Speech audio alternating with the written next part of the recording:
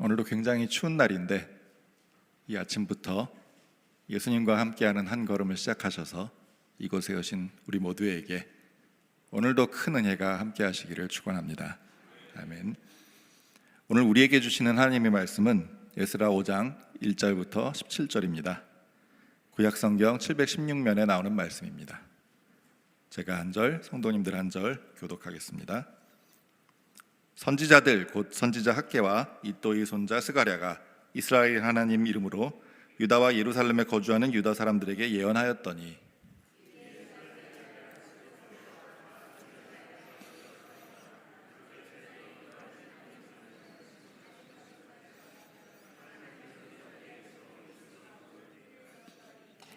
그때 유브라데강 건너편 총독 다뜨네와 스달보스네와 그들의 동관들이 다 나아와 그들에게 이르되 누가 너희에게 명령하여 이 성전을 건축하고 이 성곽을 마치게 하였느냐 하기로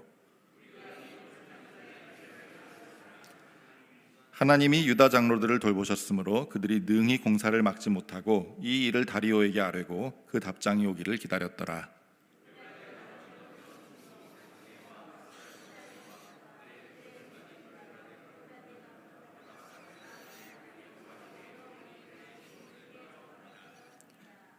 그 글에 일렀으되 다리오 왕은 평안하옵소서.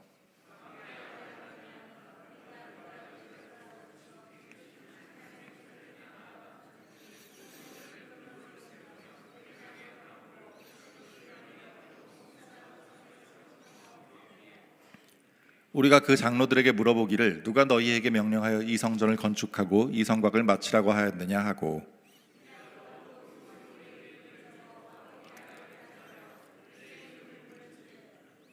그들이 우리에게 대답하여 이르기를 우리는 천지 하나님의 종이라. 예전에 건축되었던 성전을 우리가 다시 건축하노라. 이는 본래 이스라엘의 큰 왕이 건축하여 완공한 것이었으나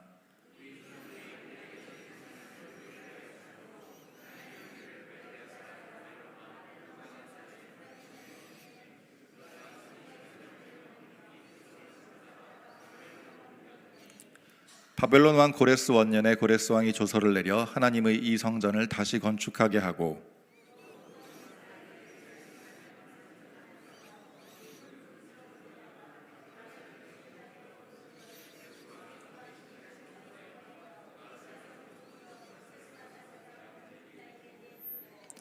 일러 말하되 너는 이 그릇들을 가지고 가서 예루살렘 성전에 두고 하나님의 전을 제자리에 건축하라 하매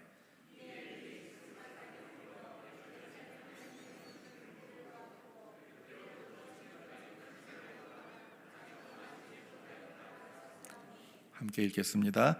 이제 왕께서 좋게 여기시거든 바벨론에서 왕의 보물 전각에서 조사하사 과연 고레스 왕이 조서를 내려 하나님의 이 성전을 예루살렘에 다시 건축하라 하셨는지 보시고 왕은 이 일에 대하여 왕의 기쁘신 뜻을 우리에게 보이소서 하였더라. 아멘. 오늘은 두 가지를 여쭤보면서 시작하려고 합니다. 여러분, 하나님은 전능하십니까? 아멘. 네, 그렇습니다. 하나님은 전능하십니다.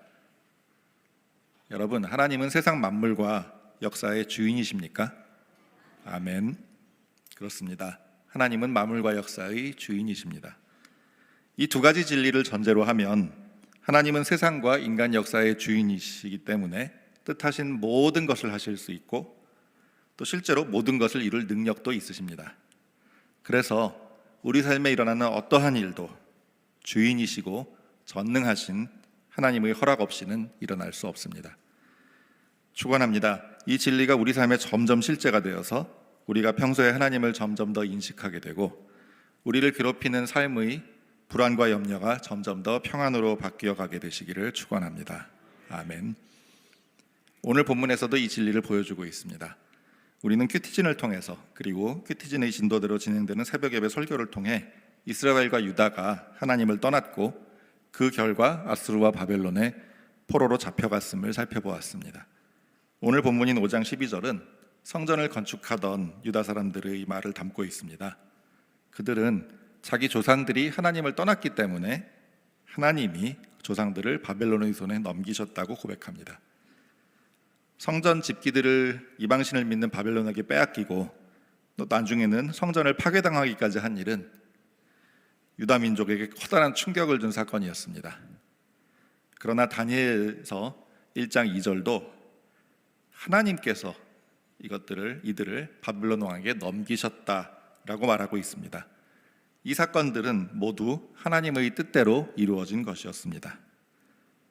이처럼 하나님은 능력이 없거나 관심이 없어서 우리 삶에 어떤 일이 일어나거나 일어나지 않는 것을 막지 못하거나 방치하는 분이 아니십니다. 하나님의 허락 없이는 참새 또는 치킨 한 마리도 사람에게 잡힐 수 없습니다. 축원합니다. 이처럼 우리 삶을 주권과 능력으로 돌보시는 하나님을 점점 더 경험하셔서 더 평안해지시기를, 그리고 삶의 주권자이신 그분께로 더 시선을 향하게 되시기를 축원합니다. 아멘. 하나님께서 넘겨주셔서 유다 사람들이 몇 차례에 걸쳐서 바벨론으로 포로로 잡혀가기 시작했을 때 하나님께서는 선지자 예레미야를 통해서 예레미야 29장 10절에서 70년이 지나면 돌아오게 될 것이라고 미리 알려주셨습니다. 그리고 첫 포로가 바벨론에 잡혀간 지 70년이 되었을 때 이 일이 실제로 이루어졌습니다. 에스라 1장 1절에서 3절을 함께 볼까요? 감사합니다. 함께 읽겠습니다. 바사왕 고레스 원년에 여호와께서 예레미야의 입을 통하여 하신 말씀을 이루게 하시려고 바사왕 고레스의 마음을 감동시키심에 그가 온 나라에 공포도 하고 조서도 내려 이르되, 바사왕 고레스는 말하노니 하늘의 하나님 여호와께서 세상 모든 나라를 내게 주셨고 나에게 명령하사 유다 예루살렘에 성전을 건축하라 하셨나니 이스라엘의 하나님은 참신이시라. 너희 중에 그의 백성된 자는 다 유다 예루살렘으로 올라가서 이스라엘의 하나님 여호와의 성전을 건축하라. 그는 예루살렘에 계신 하나님이시라. 아멘. 세월이 흘러서 영원할 것 같았던 바벨론도 멸망하고 바사, 즉 페르시아가 그 자리를 차지했습니다. 그리고 바사의 왕 고레스는 잡혀온 유다 민족의 귀환을 허락하고 지원하고 돌아가서 하나님의 성전을 다시 건축하라고 명령합니다. 에스라 1장 1절을 보면 이 놀라운 사건은 세 단계의 구조를 가지고 있습니다. 가장 겉으로 드러나는 것은 중동 지방의 지배자인 고레스의 명령입니다. 왕인 고레스의 명령이 없이는 유다 민족은 돌아가서 성전을 짓지 못합니다. 그 속에 있는 원인은 선지자 예레미야의 예언입니다. 선지자의 예언대로 70년이 지나면 돌아가게 되기 때문에 고레스의 명령이 일어나게 되었습니다. 그러나 가장 깊이 있는 시작점은 하나님의 의지입니다. 하나님께서는 70년 뒤에는 유다 민족이 돌아올 수 있도록 마음먹으셨고 그것을 미리 예레미야를 통해서 전하셨으며 선지자의 선포가 이루어지게 하여 당신 말씀이 신실하다는 것을 보장하시기 위해서 중동의 지배자였던 고레스의 마음을 움직여서 실제로 그 일이 일어나게 하셨습니다. 그러므로 유다 민족의 기적적인 귀환은 고레스가 이루어낸 일로도 또는 예레미야가 이루어낸 일로도 보이지만 무엇보다 하나님께서 뜻하셔서 이루어진 일입니다. 그리고 하나님은 당신 입에서 나오는 말씀으로 당신 뜻을 드러내십니다. 하나님은 유다의 귀환을 뜻하셨고 예레미야에게 이를 말씀하셨고 때가 되었을 때 이를 이루셨습니다. 우리의 삶에 이를 적용하자면 고레스는 우리 삶에서 마주하는 세상의 외적 환경, 권위들입니다. 우리가 어느 학교에 입학할지, 어느 직장에 취업할지, 언제 어떻게 진급할지, 어떤 일을 할 수 있는지 아니면 할 수 없는지, 이런 영역들입니다. 겉으로는 마치 이런 외적 조건들이 우리 인생을 결정하는 것처럼 보입니다. 선지자의 예언은 기록된 말씀이고 이를 전하고 가르치는 하나님의 사람들입니다.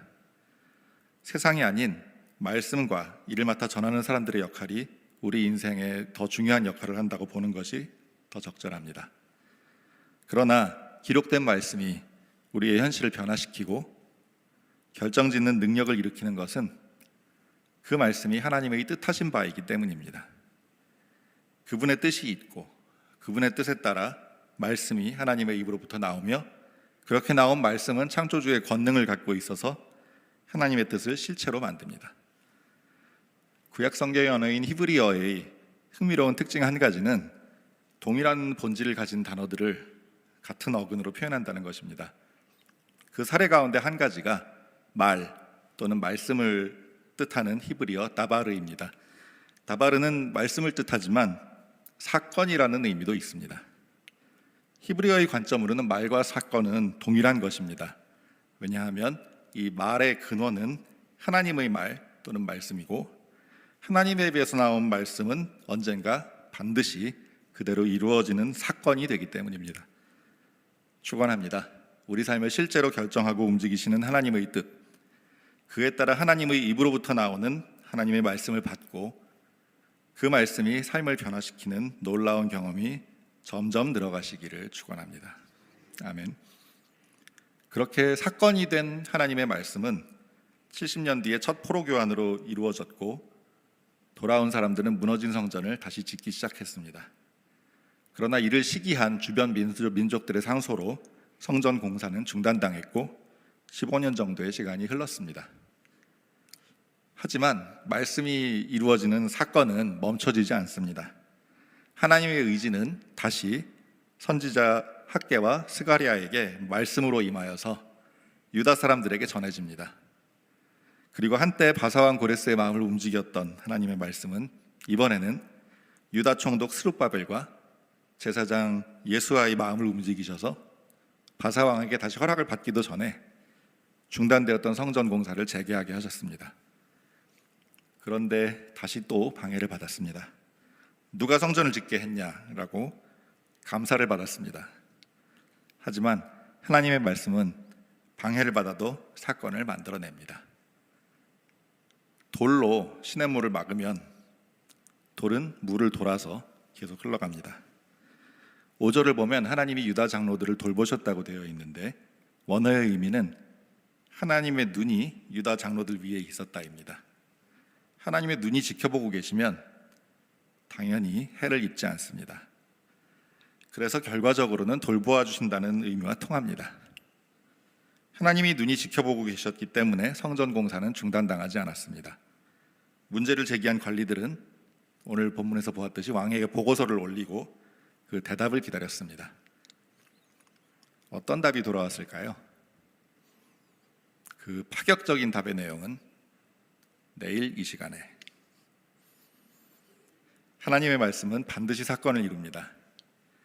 그렇지만 좋으신 부모이신 하나님은 자녀인 우리들에게 함께 사건을 이루는데 동참할 기회를 주십니다. 우리가 일을 너무 잘해서라기보다는 자녀와 함께 일하는 것이 부모의 행복이기 때문입니다. 그래서 오늘 성전 재건 또한 하나님의 말씀이 마음을 움직이신 스룹바벨과 예수아와 유다 사람들을 통해서 이루어졌습니다. 포로 귀환과 성전 재건이라는 기적은 겉으로 보기에는 고레스의 허락, 유다 사람들의 이주, 그리고 실제로 성전을 건축하는 데 들인 땀으로 이루어졌습니다. 그러나 영적 실체를 돌아보면 하나님께서 이 모든 것을 뜻하셨고 말씀하셨고 그 말씀이 이루어져서 페르시아 왕 고레스의 마음을, 또 좌절했던 스룹바벨과 예수아의 마음을 움직이셨고 때가 되자 방해로 중단되지 않도록 지켜주셨습니다. 내일 말씀을 보면 바사왕의 마음을 움직이셔서 정말 파격적인 대답을 듣게 하십니다. 이 모든 것을 하나님께서 하셨기 때문에 성전이 재건될 수 있었습니다. 성전을 실제로 다시 건축하는 일은 분명히 힘들었을 겁니다. 하지만 성경이 말해주는 영적인 진실은 하나님께서 이런저런 일을 다 해놓으시고, 즉 밥상을 다 차리셨고 우리는 그 밥상에 숟가락만 얹고 함께 즐겁게 밥을 먹었다는 것입니다. 어제 박진희 목사님께서 멈춰진 자리에서 절망하지 않고 주님의 능력으로 말미암아 정체가 극복되기를 축복하여 하나님의 마음을 전해주셨습니다. 그렇습니다. 아무리 방해받고 막히는 것처럼 보여도, 힘든 것처럼 보여도 우리 삶에서 일어나는 사건들은 하나님께서 다 차리신 밥상입니다. 우리가 하는 것은 숟가락 얹고 기꺼이 우리를 위해서 밥상을 차려주시는 부모 되신 하나님과 함께 밥을 먹는 행복을 누리는 것입니다. 마지막으로 축원합니다. 주께서 우리 영의 눈을 열어주셔서 내 삶에서 그동안 주께서 차려주셨던 밥상들을 깨닫게 해주시기를, 그리고 그 밥상에 숟가락을 얹고 함께 밥을 먹었던 기억을 보게 해주시기를, 그리고 앞으로도 주께서 차려주시는 밥상에 숟가락을 얹는 큰 은혜의 행복을 누리게 해주시기를 축원합니다. 아멘. 찬송가 191장 두 번 부르시고 기도의 자리로 나아가겠습니다.